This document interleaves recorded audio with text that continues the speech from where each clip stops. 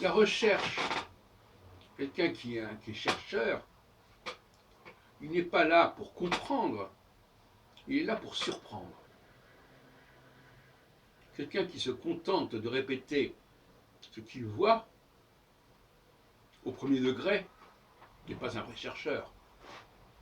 Une recherche ne fait sens que si elle surprend, si elle dit des choses qui n'étaient pas évidentes, si elle dévoile des aspects qui n'étaient pas connus ou compris.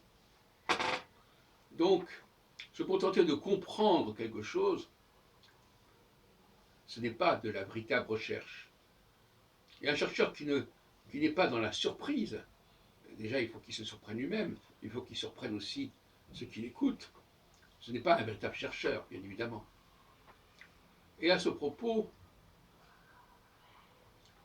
contrairement à ce que l'on peut dire, on n'est pas.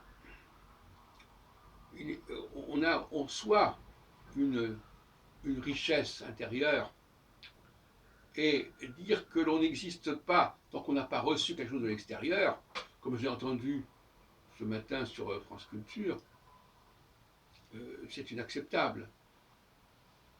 C'est une façon de nier l'intériorité, en disant non, ce qui est important, c'est que ce qu'on vous transmet, ce que vous recevez.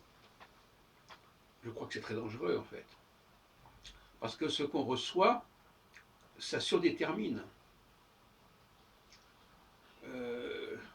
Ça fausse le regard sur la réalité. Tout ce qu'on nous dit fausse notre regard sur la réalité. Nous pollue notre perception des choses. Alors, il est vrai que tout le monde n'est pas logé à la même enseigne dans ce domaine.